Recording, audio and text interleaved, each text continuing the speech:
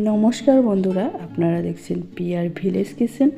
আজকে আবার একটা রেসিপি নিয়ে চলে আসলাম আপনাদের সামনে।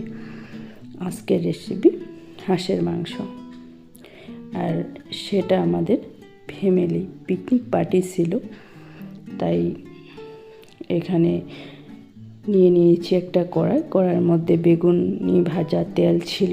সেই তেলের মধ্যে আমি আলুগুলোকে প্রথমে ভেজে নিচ্ছি। খুব ছোট্ট একটা পিকনিক পার্টি ছিল আমাদের, তাই তোমরা সবাই বলেছিলে প্রতিমাদি তোমরা পিকনিক খেয়েছো, তাই এই পিকনিক পার্টিটা তোমাদের সঙ্গে শেয়ার করে নিচ্ছি।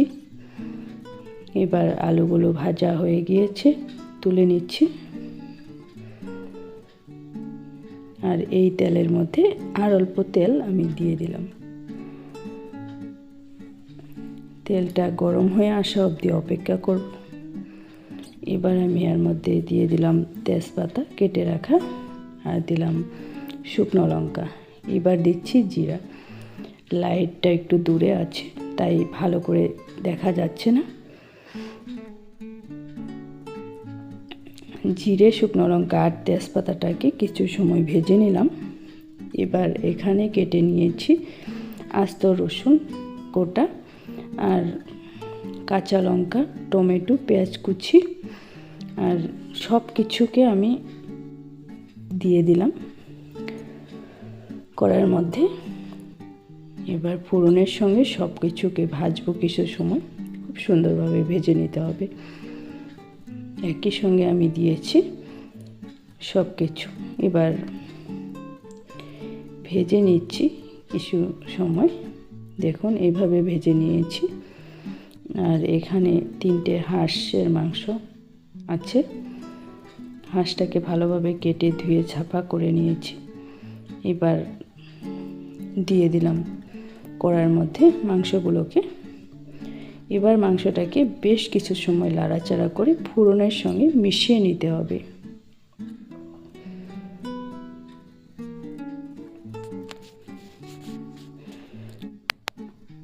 আজকে যারা আমার ভিডিও নতুন দেখছেন, নতুন বন্ধুদেরকে বলছি, ভিডিওটা দেখে যদি ভালো লাগে লাইক, কমেন্ট, শেয়ার করার সাথে চ্যানেলটাকে সাবস্ক্রাইব করে নেবেন। দিয়ে দিলাম আদা রসুন বাটা। আদা রসুন বাটাটাকে আমি দিয়ে দিলাম। এক এক করে সব মশলা আমি অ্যাড করে দিব। পেঁয়াজ বাটা দিয়ে দিলাম, শুকনো লঙ্কা, জিরে বাটা দিয়ে দিলাম।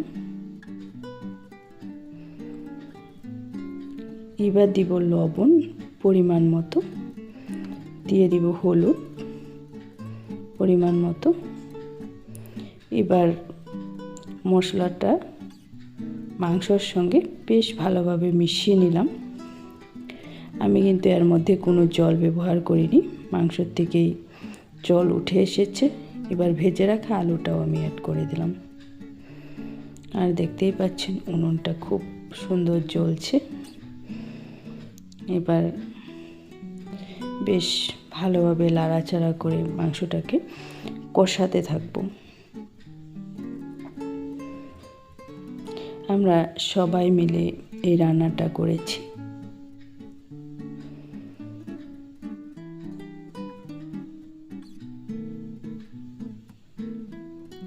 এবার ঢাকা দিয়ে দিলাম কিছু সময়ের জন্য। ঢাকাটা তুলে নিচ্ছি।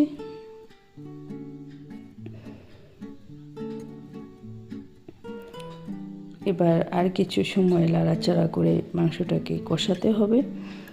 আপনারা অবশ্যই এভাবে হাঁসের মাংস রান্না করবেন, আশা করছি ভালো লাগবে।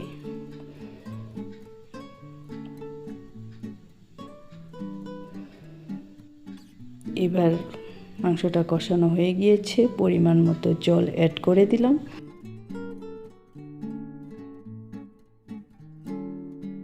এবার জলটা ভালোভাবে ফুটে আসা অবধি অপেক্ষা করব।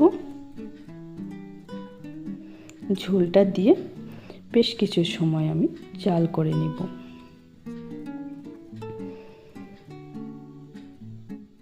এর কালারও কিন্তু খুব দারুণ চলে এসেছে। লাইটের জন্য আমি দেখাতে পাচ্ছি না ভালোভাবে। এখানে আমি গরম মশলা অ্যাড করেছি।